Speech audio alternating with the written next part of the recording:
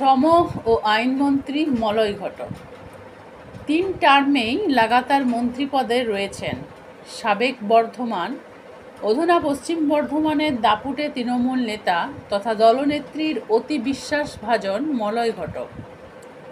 হাজার টানাপোড়েন চলেছে এই 3 টার্মে, কিন্তু তিনি মলয় ঘটক যাকে বাইরে থেকে কেউই বুঝতে পারেনি, কারণ তিনি সর্বদাই শান্ত এবং মিডিয়ার প্রিয় তিনি কখনোই হননি।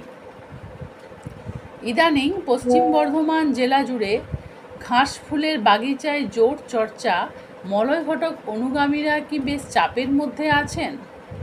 চলছে কি নিজেদের গুরুত্ব রক্ষার চুপচাপ লড়াই?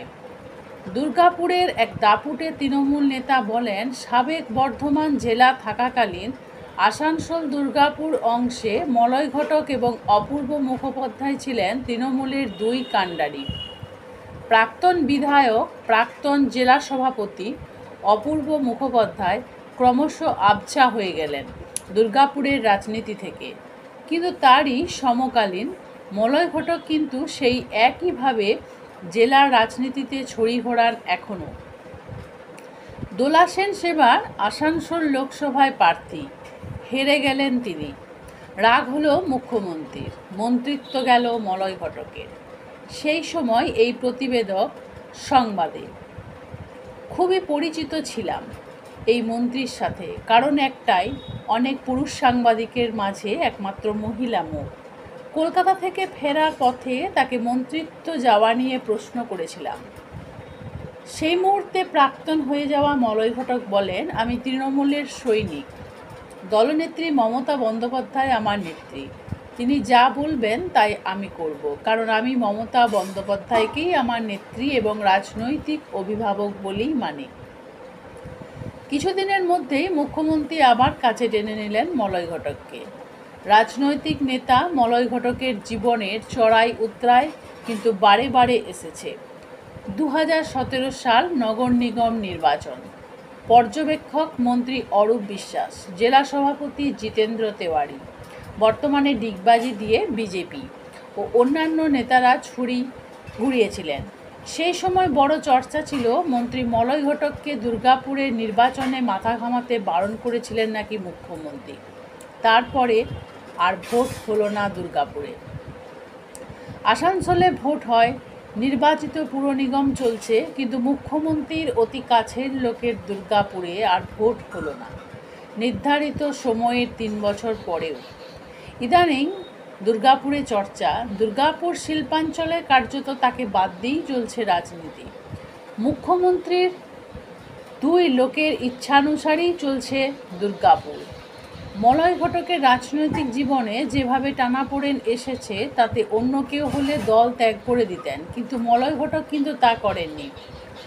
মুকুল রায় তৃণমূলের এক সময়ের সেকেন্ড ইন চিফ, তৃণমূল ছেড়ে বিজেপিতে এসেছেন, দল ভাঙার লক্ষ্য চেষ্টা করেছেন। আসানসোলে এসেছেন মুকুল রায় সাংবাদিকদের বলেন, মলয় ঘটকের রাজনৈতিক জীবন কচ্ছপের মতো, ও দলনেত্রী উল্টে দিলে উল্টেই থাকবে, যতক্ষণ না দলনেত্রী তাকে সোজা করছেন ততক্ষণ সোজা হবে না, এমনটাই মলয় ঘটক। মলয় ঘটকের অনুগামীরা কিন্তু ইদানিং বেশ চাপে রয়েছেন বলেই চর্চা। দুর্গাপুরের জোর চর্চা, তাকে কিছুটা চাপে ফেলে দিয়েছেন এক নেতা। ভাই অভিজিৎ ঘটককে সরিয়ে দেওয়া হয়েছে আইএনটিটিইউসি দুর্গাপুর শিল্পাঞ্চল থেকে। এসেছেন ঋতব্রত বন্দ্যোপাধ্যায়, যিনি নাকি এখন হাতের পুতুল একজন নেতা। মলয় অনুগামীরা এখন চরমভাবে ব্যাকফুটে, কিন্তু এটাও চর্চায়, মলয় ঘটক সেই রাজনীতিবিদ যার মুখ দেখে বোঝা যায় না তিনি কি করতে চলেছেন। সংগঠন আছে তার, অন্যদের মতো মিডিয়ায় ভেসে থাকা নেতা নন তিনি। জেলা সম্মান দেওয়া হলো, তিনি কিন্তু হালকা চালে যে ধাক্কা দিলেন তা কিন্তু মনে রাখার মতো। তার ধাক্কায় কিন্তু বেশ মাটিতে গড়াচ্ছে জেলা সম্মানের সম্মান। তিনি কিন্তু কর্মীদের সাথে নিয়ে ময়দানে নেমেছেন। এক 3 আনার বিজেপি নেতা একসময় ব্যানার দিয়েছিলেন ঘটক মুক্ত আসানসোল। অবশ্য কেউই সেই 3 আনার বিজেপি নেতাকে গুরুত্ব দেয়নি। মলয় ঘটককে পছন্দ করেন না অনেকেই, কিন্তু তাদের মধ্যে অনেকেই বলেন মলয় ঘটক সম্মান দিয়ে থাকেন সবাইকে, আর যে দাবার গুঠি ঠিক সময়ে দেন, তিনি তাতে কুপকাত হয়ে যান তার বিরোধী পক্ষ। 26-এর বিধানসভা নির্বাচনে তার অভিজ্ঞতাকে দলনেত্রী কাজে লাগাবেন বলেই মনে করছেন তার অনুগামীরা। কার্যত এই সময় দুর্গাপুর শিল্পাঞ্চলে মন্ত্রী মলয় ঘটক অনুগামীরা কিন্তু ব্যাকফুটে।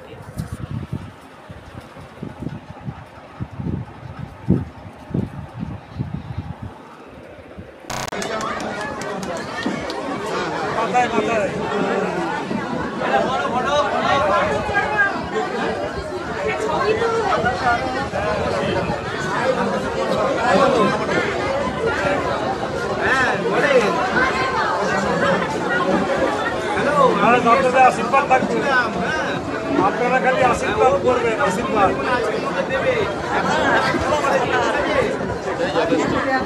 এটাই যথেষ্ট।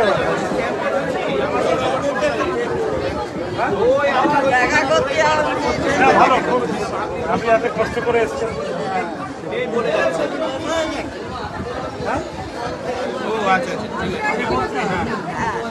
আমি আইন এবং শ্রমমন্ত্রী। আমার বাড়ি হচ্ছে আসানসোল, আসানসোলে বাড়ি। আচ্ছা, কেউ বলতে চান? কে বলবেন? বলবে আগামী দিনে এটা আরো ভালোভাবে, আরো বড়ভাবে করা হবে। আমি আসবার সময় দেখুন, প্রথম যখন হয় হয়তো কিছু ভুল হয়। আমি আসবার সময় এক্সপেক্ট করেছিলাম যে আমি আসানসোলের দুজনকে এখানে দেখব। একজন হচ্ছে অর্জুন আটোয়াল, যিনি ওয়ার্ল্ড চ্যাম্পিয়ন গল্ফে, আসানসোলের সুসন্তান। তিনি বারবার বিশ্ব গল্ফে চ্যাম্পিয়ন হয়েছেন। আরেকজন, তিনি হচ্ছেন সব থেকে ছোট্ট শুটার, যার নাম হচ্ছে অভিনব সাহ। তিনি 14টা ইন্টারন্যাশনাল অ্যাওয়ার্ড পেয়েছেন, মানে গোল্ড পেয়েছেন, ইন্টারন্যাশনাল গোল্ড। তিনি ন্যাশনাল শুটিং চ্যাম্পিয়নশিপে গোল্ড পেয়েছেন, ইয়াংগেস্ট খেলো ইন্ডিয়া গোল্ড মেডেলিস্ট পেয়েছেন, সিলভার মেডেল পেয়েছেন ISSF জুনিয়র ওয়ার্ল্ড কাপে জার্মানিতে। অভিনব was selected as the youth icon of India for the celebration of 75th Independence Day. Youth icon হিসাবে তিনি ফ্ল্যাগ ক্যারি করেছিলেন Bharatvarsha. one gold and one silver medal in ISSF Junior World Cup at Germany.